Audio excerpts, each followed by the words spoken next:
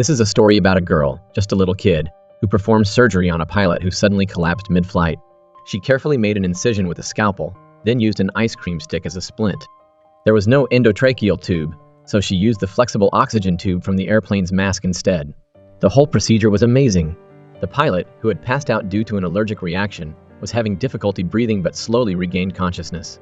This little girl is a super talented surgeon, but her fees are astronomical. The patient needs to prepare 100 million yen and sign a confidentiality agreement. She's known as the mysterious doctor, and nobody can get her to operate. But she also has a unique quirk: she loves chocolate. After the surgery, with the flight attendant's permission, she grabbed a handful of chocolate and put it in her backpack. Her name is Yui, and she's known in the underworld as the chocolate doctor. Yui grew up surrounded by medicine and had a natural talent for it. She was only 8 years old when she mastered surgical techniques on models. But then, a horrific explosion took her parents. The explosion seemed like an accident, but it was actually an assassination plot. Yui's father was a brilliant heart surgeon who was known for his fairness and integrity. After becoming the hospital's director, he planned to expose a pharmaceutical company that was colluding with politicians. This would have jeopardized the interests of some powerful people. Yui's parents and 6 other members of her father's team were all killed in the explosion. Yui was the only one who saw the perpetrator, who she thought was one of her father's colleagues. But when the man took off his mask, Yui didn't recognize him.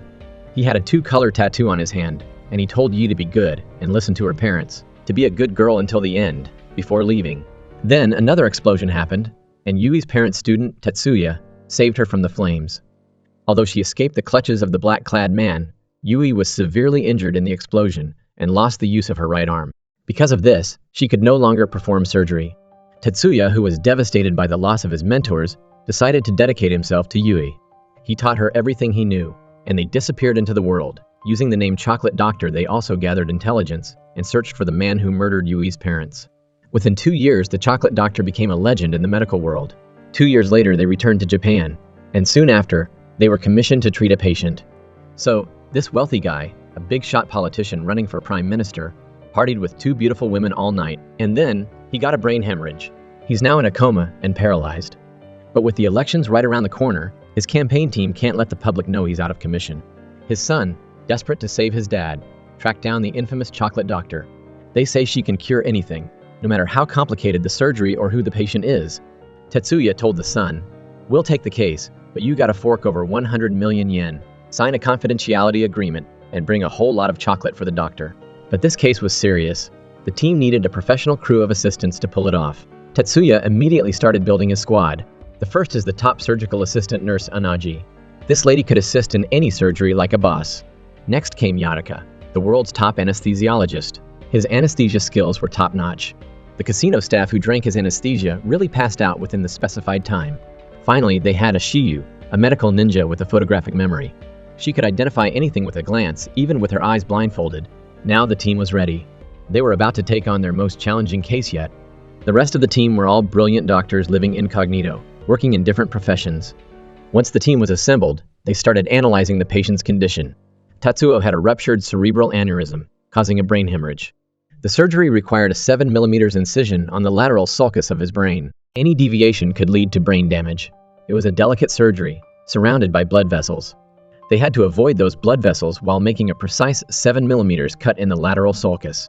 In the medical world, only the Chocolate Doctor could pull this off. The team started questioning Tetsuya's identity, looking at his injured arm. They suspected that the true Chocolate Doctor was someone else. Where was she? They were bound to meet her eventually. After making all the necessary arrangements, they headed to the hospital at midnight. They wanted to borrow an operating room. The hospital director was hesitant, only willing to lend them the room. If your surgery fails, the hospital will not be held responsible. Tetsuya didn't waste time arguing with the director. He quickly pulled out a confidentiality agreement for the director to sign. After paying the 100 million yen, everyone went to the operating room. They quickly prepared all the necessary instruments. All that was missing was the real Chocolate Doctor. Everyone assumed that Tetsuya was the Chocolate Doctor, and they could begin the surgery at any moment. But Tetsuya turned his back and stared towards the back of the room. A little girl pushed open the door and walked straight to the main surgeon's position. Everyone was shocked and immediately doubted her identity, but Yui was used to this. She said to them seriously, "Everyone has one life, and we're all equal." But everyone still stood frozen in place, too stunned to move. When Yui asked for the scalpel, no one dared to give it to her. She warned them again to listen to the main surgeon's instructions. She asked for the scalpel again. Finally, the nurse hesitantly handed it to her. Yui didn't hesitate, she started the surgery. Everyone was floored by her smooth, confident movements. They watched in awe. Finally, they relaxed. The surgery was proceeding steadily. But Yui didn't know that the patient on the operating table might be the murderer who had killed her family. The surgery was complex. She had to make a 7mm incision with precision. If she went off by even a millimeter, the patient would die. Just then, Tetsuya received a phone call. It was from the reporter who had been investigating her parents' death. Tetsuya answered the phone, to everyone's astonishment. The reporter told Tetsuya that she had finally identified the murderer. It was the very patient that Yui was operating on. Yui seemed to have overheard the conversation, and Tetsuya didn't hesitate to tell her the truth. When Yui learned that the patient was the murderer of her parents, she was heartbroken. She dropped her instruments and stopped the surgery. She couldn't believe how happy and peaceful her family had been just a short time ago. Tears streamed down her face. "I'm not operating on someone like him," she cried. "He deserves to die. Give my parents back to me." Tetsuya pulled her aside and reminded her of what her father had taught her. "Everyone has only one life." He said, "We are all equal," but Yui was still confused. What if Dad knew this man had killed him? Would he have saved him? After a moment of contemplation, Tetsuya nodded. "I think he would have. Your father was a man of integrity. He wouldn't have let someone die without trying to save them." After a struggle, Yui finally made a decision. She went back to the operating table. She continued the surgery with the same skill and precision as before, and the patient, miraculously, was saved. Tetsuya then distributed the reward money to everyone. Yui got a box of her favorite chocolates. Everyone else received 10 million yen. Yui then shared her chocolates with everyone, symbolizing the friendship and teamwork they shared. A bright, happy smile bloomed on Yui's face as they enjoyed the chocolates together. But here's the twist. While the surgery was still underway, Tetsuya and Tatsuo's son had made a secret deal. When Tatsuo woke up, his son would demand that he withdraw from the election. At first, Tatsuo refused, yelling at his son for being ridiculous. But his son finally convinced him by bringing up the gas explosion from 2 years ago.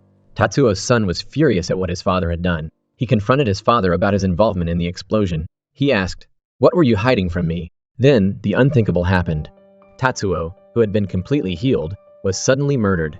The killer had a 2-color tattoo on his hand, just like the man who attacked Yui's parents 2 years ago. After seeing a photo of Yui and Tetsuya together, the mysterious figure called his organization and said, "The survivor from 2 years ago is back.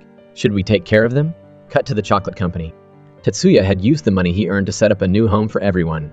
But what they didn't know was that one of their team members also had the same 2-color tattoo. Under the company's watchful eye, Yui was enrolled in a local elementary school. She was happy to have a new group of friends and experience a normal childhood. But the chocolate company soon received a new urgent request. A 28-year-old patient needed emergency surgery to remove a tumor in their kidney. And guess what? The patient was a big-time mob boss. But just like always, they were ready to take the case, as long as they got their 100 million yen, a confidentiality agreement, and a whole lot of chocolate to say thanks. The team quickly arrived at the location and set up a makeshift operating room. Then, Yui, armed with her surgical tools, prepared to start the surgery. The gangsters were furious. Even though their boss was seriously ill, they weren't about to let a little kid operate on her. They warned Yui, "This isn't a playground for kids." But Yui wasn't fazed. She glared at them and warned them not to underestimate her. Even though she was just a little girl, she was determined. She stood by the operating table, while Tetsuya pulled out the confidentiality agreement and demanded they honor it. The mobsters weren't going to back down easily. They pulled out guns, ready to intimidate the chocolate company. The team was terrified. The gangsters insisted they wouldn't let a little girl operate on their boss. Luckily, the boss intervened and ordered them to stand down. Tetsuya, wanting to make sure the surgery went smoothly, asked the gangsters to wait outside. But as the surgery was halfway through, they heard gunshots from outside. A mysterious figure drove a car into the warehouse and jumped out. He immediately started firing shots at the mobsters. He had a 2-color tattoo on his arm, just like the man who had killed Yui's family 2 years ago. Remember how Tetsuya had sacrificed his arm to save Yui? That was the same guy. When they went to the police station to report the attack, they were met with resistance and red tape. Even a police officer had a 2-color tattoo and tried to attack Yui. She escaped by biting his hand. The police weren't safe, so Yui and Tetsuya fled Japan. Now, 2 years later, they'd returned and were being targeted again. What's worse, the mob boss they were trying to save was connected to the murderer. It turned out that the murderer's name was Toru. He was a member of the Momos gang 2 years ago, run by Anju, the boss who was lying on the operating table. He had disobeyed the gang's orders and secretly took a job outside the gang, which led him to kill Yui's parents. When Anju's father found out, he was furious and kicked Toru out of the Momos. But then, the father was murdered. Toru was consumed by hatred and secretly killed Anju's father. That's why Anju and Yui now had a common goal: to find Toru and avenge their loved ones. As a result, Anju developed a tumor. She contacted the chocolate doctor, hoping for a cure. Even with bullets flying all around, Yui remained calm and focused on her surgery. She didn't stop the surgery. She calmed everyone down in the operating room, and the surgery went on smoothly. After successfully removing the tumor, Yui prepared to reconstruct Anju's blood flow. But then, Anju's blood pressure started plummeting. It dropped to 80.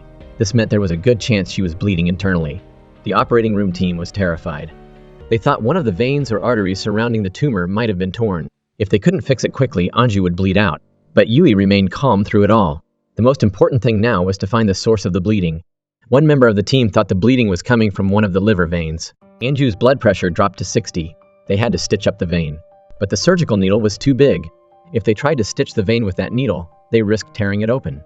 They needed a smaller needle. Just then, an alarm went off. Anju was in critical condition, but there were no smaller needles in the operating room. At that crucial moment, a member of the team removed the hair clip from her hair. She was Gilbert, a genius clinical engineer with nimble fingers that could pick any lock. She always had tools like needles and pins on her. She quickly retrieved a needle from her kit, bent it with pliers, filed it down with a file, and then sterilized it. And just like that, they had a smaller needle. Now they could stitch the vein. After carefully stitching the tear, Anju's blood pressure finally stabilized. She was out of danger. But just as they breathed a sigh of relief, the murderer who had killed Yui's parents burst into the room. Fortunately, the mobsters held him down just in time. Strangely, throughout the entire ordeal, Tetsuya remained emotionless. After learning that Anju's surgery was successful, the mobsters were amazed by Yui's abilities and thanked her.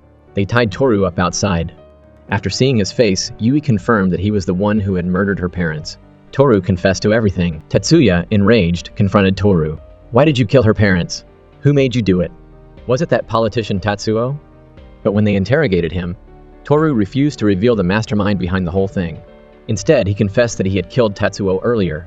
He did it to prevent Tetsuya and his team from ever discovering the truth. Just as Tetsuya continued to question him, they heard the sound of police sirens approaching. The chocolate company had been operating illegally by performing surgery without a license. They had to make a quick escape. But before they left, they collected their well-deserved payment. Before leaving, Yi made sure to wish Anju a speedy recovery from her surgery. Then she ate some chocolate and smiled happily. The chocolate company members secretly slipped away from the warehouse. When the police arrived, they took everyone at the warehouse to the station for questioning. But to everyone's surprise, they let Toru go. It was clear that whoever was behind this was very powerful. Tetsuya was furious when he heard the news and kicked a garbage can. Just then, a member of the chocolate company approached him. A few days earlier, this member had asked to speak to Tetsuya about something important, but Tetsuya had been called to a patient. Now, this member was back. He pulled up his shirt to reveal a two-color tattoo, the same one that the murderer had. But it was just a sticker. Tetsuya and the reporter tracked down the tattoo shop that made those stickers. The owner said that a lot of people had gotten that tattoo 2 years ago. Tetsuya immediately asked for the customer list. But to their surprise, the Momo's gang had already taken the list. Luckily, the head of the gang was Anju, the woman the chocolate company had recently saved. Tetsuya contacted the Momo's gang. Anju's men said they had taken the list because they wanted to find Toru, but they had been taken to the police station for questioning.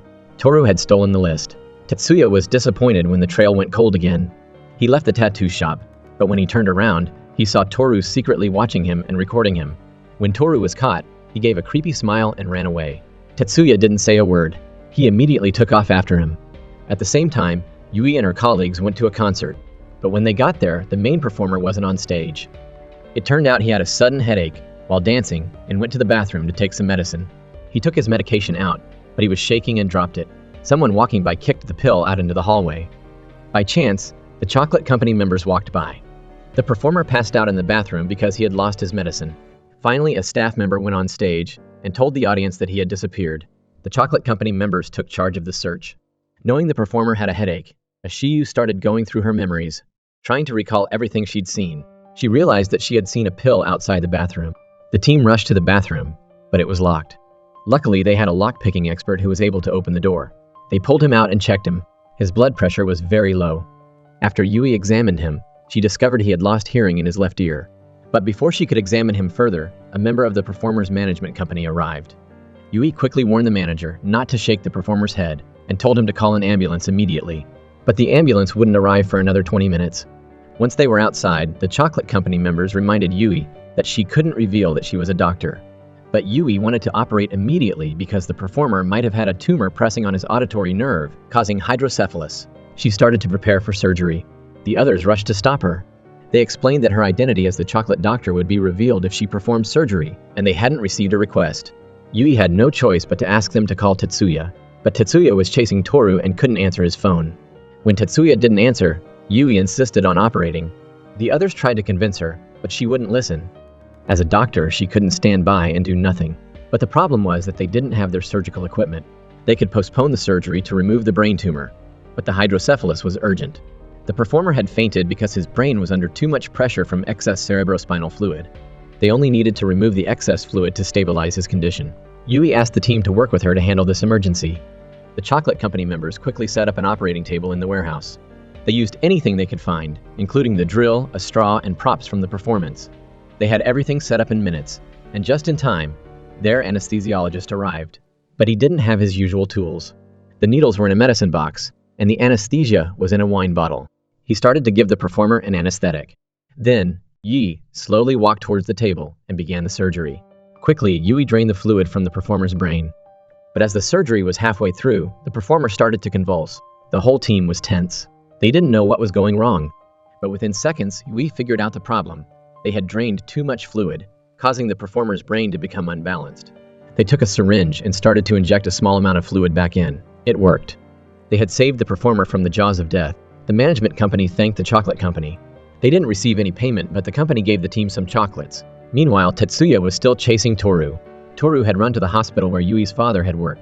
Just then, Tetsuya received a text from Yui. She wanted to perform surgery.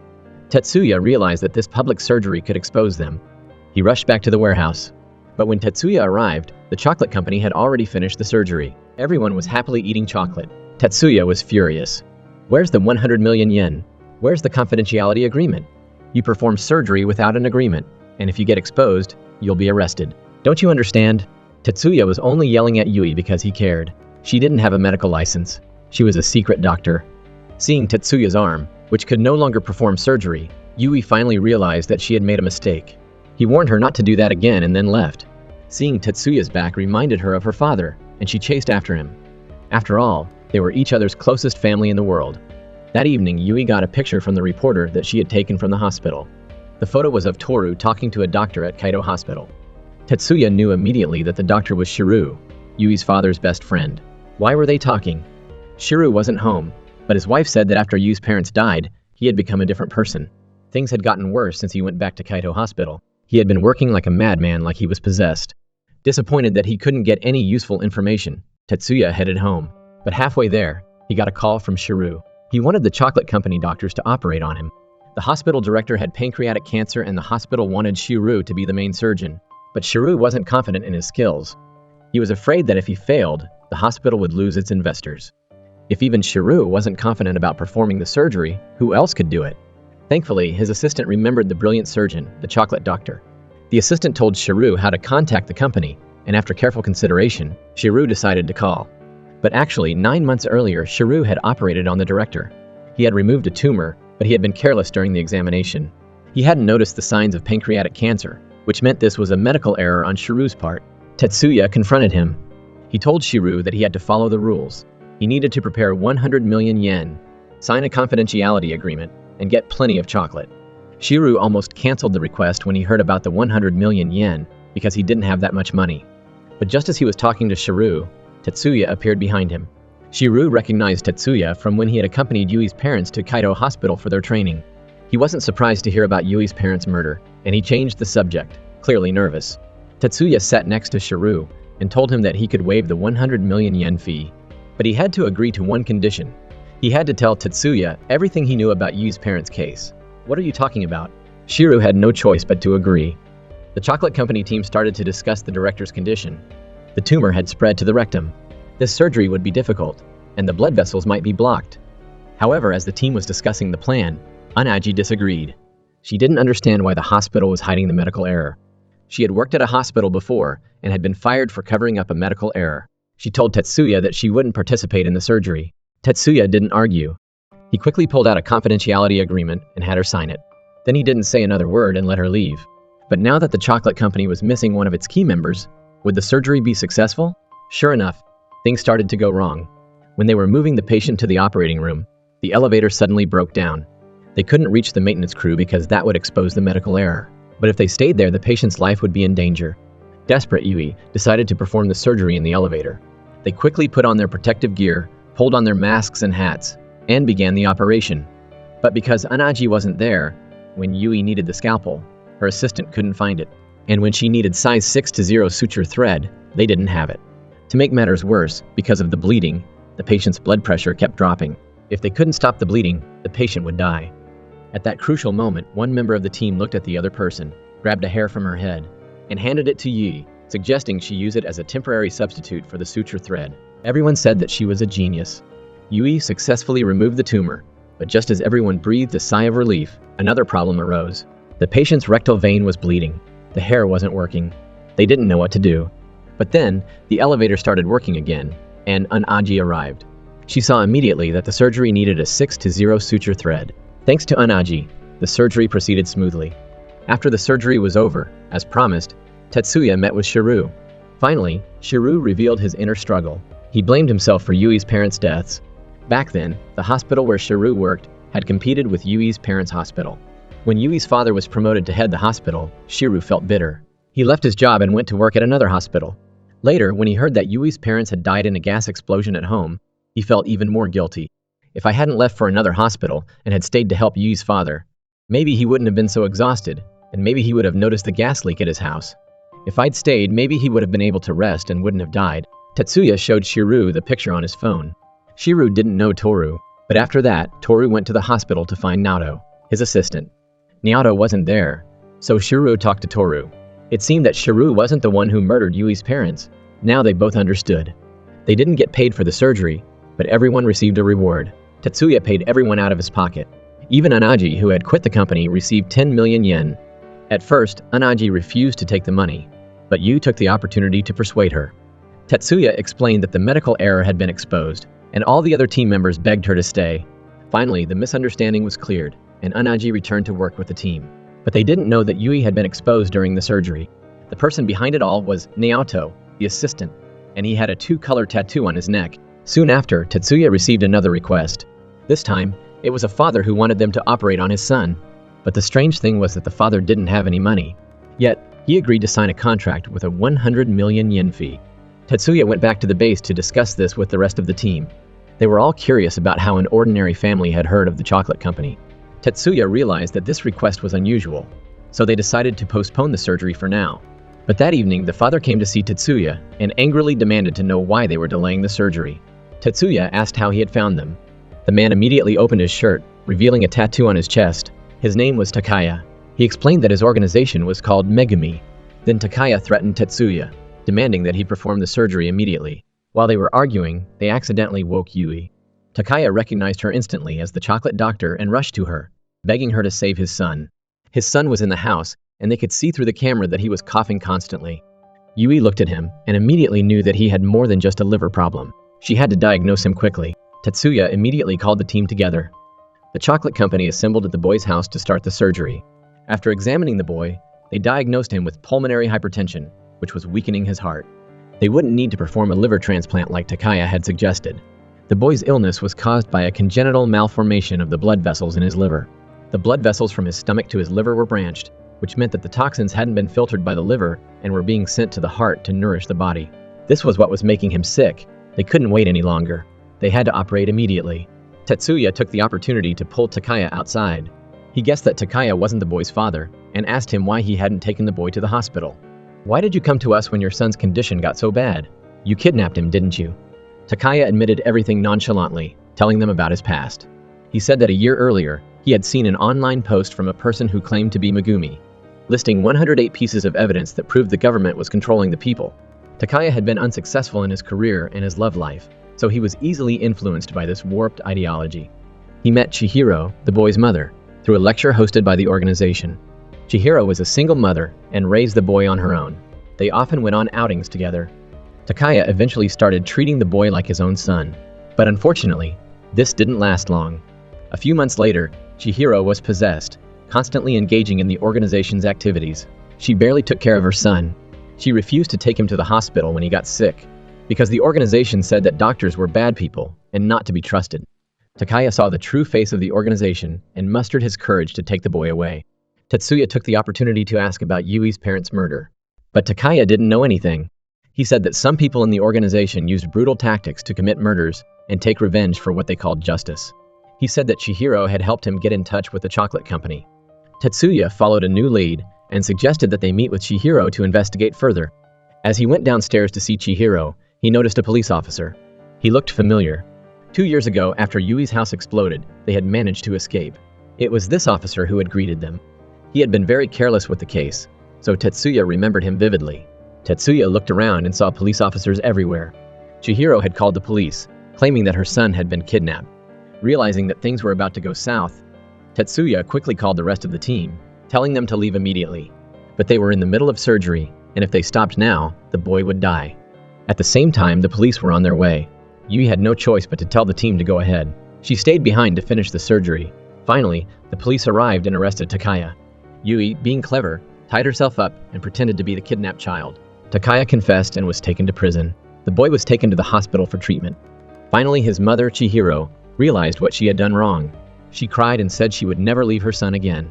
Yui, taking advantage of the commotion, snuck out of the interrogation room and made it back to the base safely. As soon as she saw Yui, she hugged Tetsuya. Tetsuya apologized to her. "I shouldn't have left so quickly," he said. "I was just eager to get to the bottom of things." Although they didn't receive payment this time, Anaji bought Yui a chocolate bar, just to make her smile. She then went to see Chihiro to get information about the organization. But after talking, they learned that Chihiro had now come to her senses. Although she had been a member of the organization, she had never met Toru. But luckily, she gave them useful information. She said she had met the head of the organization through an actor named Ryuto. Tetsuya followed that lead and secretly kept an eye on Ryuto. He noticed that he was very close to another actress. They went for a ride on a motorcycle. But in the middle of their trip, a thick fog rolled in, blocking their view of the road signs. Even Tetsuya couldn't see where he was going, and they crashed into a barrier. When he got out to check on the situation, he saw that Ryuto and the actress weren't hurt. He overheard Ryuto crying as he called someone, who he seemed to be contacting for the organization. But even though they were seriously injured, the organization didn't let them go to the hospital. Just then, Tetsuya approached Ryuto and asked if he needed help. "We can save you both, but you have to keep this a secret. All you have to do is sign a confidentiality agreement, prepare 100 million yen, and get enough chocolate for the doctor." Without hesitation, Ryuto signed the agreement and agreed to the request. But Tetsuya had one more condition. After the surgery, Ryuto had to tell him intelligence about the organization. Ryuto was confused. He didn't understand how Tetsuya knew he was part of the organization, but he agreed. He said that as long as they could save his girlfriend, he would do anything. But as soon as he said that, Ryuto passed out from his injuries. Tetsuya immediately contacted the chocolate company. When they arrived, they started to examine them. The girl was experiencing a brain hemorrhage. Her brain was full of blood clots. Ryuto had a skull fracture and was suffering from severe bleeding in his arteries.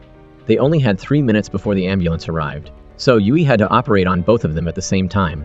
Despite the difficult situation, Yui stayed calm. She started by stopping the bleeding in the male patient. Once his vital signs stabilized, she started operating on the woman. Quickly, she removed the blood clots from her brain. Finally, before the ambulance arrived, Yui had successfully operated on both of them. To ensure that the chocolate doctor's identity wasn't revealed, the team left the scene. Eventually, both patients woke up in the hospital. They also announced their relationship. After everything was over, Tetsuya met with Ryuto. He discovered that Ryuto had only attended a few of the organization's lectures and didn't know any of the organization's secrets. At the same time, Toru knew that information about the Megami organization would soon leak out and that they had to get rid of the chocolate company quickly. Naoto and Toru opened the warehouse door and looked inside. They saw explosives. They began to plan a huge attack. On the other hand, Yui started going to school. But one day, she was on a school trip with her classmates, and she saw the principal suddenly get sick. The tour hadn't finished, but the principal was clutching his chest, in pain. Yui rushed over to check on him. The principal thought she was asking him a question. But seeing that she was alone, Yui revealed her identity as the chocolate doctor. The principal thought she was joking, but he quickly realized he was wrong. Yui told him exactly what was wrong with him. But even after she told him, he didn't believe her. Unfortunately, his condition was so serious that they didn't have a moment to waste. Yui started to examine him thoroughly, and then, after taking him to his office, she called the team. The chocolate company members arrived at the office, and they set up a makeshift operating room. But Yui realized that someone was missing. There wasn't time to think about it. She had to start treating the principal. First, she put a ball in his chest to compress the bleeding. Once she controlled the bleeding, she began the surgery. Unfortunately, there was no balloon catheter for the surgery. The only person who could make one on the spot was Gilbert, but she wasn't there. The patient didn't have much time, but luckily, Gilbert finally arrived at the surgery, but she was crying and panicking. It turned out she was late because she had gone on a date. The person she was on a date with was Toru. He had even confessed his feelings for her. Gilbert was completely thrown off. She had been single for 30 years, and this was the first time she had ever received a confession. Toru's charm worked. He convinced her that he wasn't the one who had killed Yui's parents. He said he wanted to find her and clear up the misunderstandings from the last 2 years. Gilbert, innocent and naive, believed him and gave him Yui's address. But she didn't know she had fallen for Toru's trap. Naoto had already shared this information with the organization, and soon after, Toru found an excuse to leave. But Gilbert was suspicious and followed them. Sure enough, Toru and Naoto went to the place where Yui was performing surgery. They were planning to bomb the place. After they left, Gilbert came out. She unlocked the warehouse door and saw the bomb inside. She panicked and immediately called Tetsuya. She sent him the picture. Once she was back at the surgery, Yui asked for a balloon catheter. But Gilbert hadn't brought her tools, so she had to improvise. She found a bicycle tire and some tubes and used them to make a balloon catheter. Yui inserted it into the patient's mouth. Meanwhile, Tetsuya had arrived outside the building, but he was stopped by security. He had no choice but to call the team and tell them to leave. But then he saw Toru sneaking around. Tetsuya chased after him, but he couldn't fight him off. Toru overpowered him and took out a bomb detonator. Just then, the reporter ran up with a fire extinguisher. She sprayed it wildly and managed to stop Toru. Tetsuya rushed over and grabbed the detonator. Toru had to run away. They had successfully stopped the explosion. Meanwhile, Yui was still operating. She waited until the balloon was in place and slowly inflated it. The patient's vital signs eventually stabilized. Next came the second part of the surgery, stopping the bleeding in his liver. As everyone expected, the surgery was a success. After the surgery, Gilbert cried. She blamed herself for believing Toru so easily. When the team returned to the base, she apologized again. The team didn't blame her. After all, Toru was cunning. Then, Tetsuya distributed the payment for this operation. Yui got some dried fruit chocolates. Each chocolate had a letter on it. As usual, she ate the chocolate and smiled happily. But their celebration was premature. Not long after, the building exploded, and Tetsuya only managed to grab the detonator before the explosion. Many people were injured and killed. The hospital was now full of patients, including Naoto. To find out the truth about the case from 2 years ago, Tetsuya decided to save him. He immediately called the team together for surgery. But this time, Yui brought the reporter with her. It was the first time the reporter knew that Tetsuya was a doctor. Tetsuya was afraid she would expose their identities, so he took her outside to ask her about it. The reporter had come to find out more about Tetsuya. She had developed feelings for him during their time together, but Tetsuya hadn't told her the whole story. She had no choice but to ask Yui. Yui told her that Tetsuya had a painful memory, but she didn't give her any details. She suggested that the reporter ask Tetsuya. It turned out that 2 years earlier, Tetsuya and Yui had left Japan and gone to Singapore, but they'd encountered a girl who had been in an accident. The nearest hospital was far away, and they were in a race against time. Tetsuya had no choice but to use his injured arm to operate on her. Unfortunately, the surgery hadn't gone well. He'd nearly killed her. In that critical moment, Yui stepped in and finished the surgery, saving the girl's life. Coincidentally, the girl was the daughter of a local tycoon. He had been grateful and offered them money. That was the beginning of the chocolate doctor. Meanwhile, Yui was diagnosing Naoto. He had a piece of metal lodged in his carotid artery. She would have to clamp the artery at both ends to remove the metal. But this would cut off blood flow to his brain, which could cause brain damage. She suggested connecting the artery in his arm to his brain. But that was also a very difficult surgery. The initial step of controlling the bleeding went smoothly, but then it was time to remove the metal. But just then, Yui decided not to do it herself. She asked the team member Owarai to do it instead. He had a psychological trauma that he couldn't overcome. Many years ago, he and his girlfriend had been on a date when they encountered a riot. A thug with a weapon went crazy and attacked people. Owarai's girlfriend was one of the victims. Luckily, she was treated in time and only suffered a head injury. But the thug, who was mentally ill, was not punished by the law. Owarai's girlfriend's brain had been damaged. She couldn't smile anymore and was always sad. Owarai wanted his girlfriend to be confident again, so he came up with ways to make her smile. To him, saving Naoto, the thug, was like betraying his girlfriend. But Naoto was a patient, and saving patients was their job. Even though Owarai was conflicted, he ultimately overcame his fear and saved Naoto. Later, Yui and Tetsuya waited in the waiting room for Naoto to wake up so they could question him. Tetsuya had thought that saving Naoto would make him reveal the truth about the case from 2 years ago, but their kindness was wasted. When he woke up, he didn't reveal the truth. Instead, he angrily criticized them for being a greedy, evil organization of doctors. Tetsuya couldn't get any answers, so he left with Yui. They went to Oarai's house, but his girlfriend didn't want to see them. She was angry at them, but they had come to try and ease her pain. Unfortunately, as soon as she remembered what had happened, she got upset. Orai said he understood how she felt and then crying, confessed his love for her. He was so sincere that she and his girlfriend were moved. Finally, she smiled. Orai, seizing the moment, started doing silly things to make her laugh more. After taking care of them, Yui went back to the base. She received some chocolate sponge cake, sweet and soft, with a special chocolate flavor.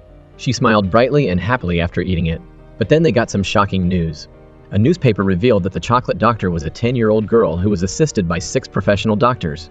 They didn't need to guess who had leaked the information. It was the reporter. Everyone on the team was anxious and worried. They had been exposed, which meant that the police would be coming for them soon. If they stayed, they would be arrested. Tetsuya was angry about being betrayed. He kicked a trash can in frustration. Then they heard the sound of police sirens outside. They had no choice but to leave the base. 2 days later, Yu called everyone back together. They didn't want to operate anymore. They felt like the police were watching their every move. But this time, the patient was special. The request was from a Shiyu. She wanted them to operate on a member of her family. Her adopted daughter was 28 weeks pregnant and had cervical cancer. When she went to the hospital, the doctor told her the baby wouldn't survive. The mother couldn't accept this. She said she'd rather die than lose her baby. It truly showed the power of a mother's love. At that moment, Yui agreed to Ashiyu's request. She knew the pregnant woman needed surgery immediately, but she knew that she couldn't do it alone. She needed the support of the whole team. After Ashiyu begged them, the team finally agreed. They quickly set up the surgery room. At first, the pregnant woman's husband was furious when he found out that a 10-year-old girl would be the main surgeon. Ashiyu showed him the newspaper article about the chocolate doctor, and after reading it, he reluctantly agreed. Yui started the surgery. Luckily, it was a success. The baby was born healthy, and the mother was safe. The worried husband finally felt at ease. He sincerely apologized for his outburst earlier. Yui wished him good luck as a father. Meanwhile, Tetsuya was starting to find clues about the murder case from 2 years ago.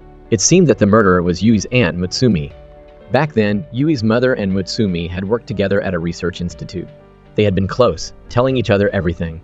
Mutsumi's husband had also been introduced by Yui's parents. The families were very close. But one day, the research institute cut back on staff, and Mutsumi was laid off. Yui's mother, however, kept her job and achieved great success in research. The vast difference made Mutsumi, who was now unemployed, envious, and this envy slowly turned into hatred. Meanwhile, Yui's family was happy and content. Mutsumi couldn't accept this harsh reality. She started posting articles online to smear Yui's mother's reputation. At first, Mutsumi just wanted to get her anger out, but her posts started to gain a lot of traction. The people who supported her started calling her Megumi and praising her. Mutsumi tattooed a symbol on her neck, and her fans started to copy her. Then she read a comment that vehemently opposed medical research. The commenter boldly declared that they were going to get rid of scientists. Mutsumi remembered what she had been through and replied, "You're absolutely right." This comment ultimately led to the death of Yui's parents. Not long after, Yui's house exploded. Mutsumi was behind it all. The other members of the Megumi organization wildly supported her call to action because they all had something in common. They had difficult lives and felt like they had been abandoned by society. When Mutsumi came to her senses, it was too late. Megumi had grown into a huge online organization. She deeply regretted her actions. To prevent herself from making the same mistake, she confessed everything to Yui. But it was too late. Yui had lost her parents. Mutsumi, filled with remorse, picked up a knife and tried to commit suicide. But Yi rushed to stop her. In the struggle, Yu was accidentally stabbed. Even though things were dire, she was surrounded by Tetsuya and the other members of the chocolate company. They quickly started treating her. During this ordeal, Tetsuya overcame his fear of surgery and regained his confidence as a doctor. Finally, all the members of the Megumi organization were arrested and punished accordingly. The chocolate company members went their separate ways to pursue their dreams. The reporter and Tetsuya's relationship went back to normal. In the end, to avoid being arrested by the police, the team went to Pakistan to do charity work. Yui's conditions for surgery were the same, only 2 chocolates. They lived happily ever after. That's the end of our story about the chocolate doctor. Did you like it? On a scale of 1 to 10, how would you rate this film? Let us know in the comments below. Thanks for watching. See you next time.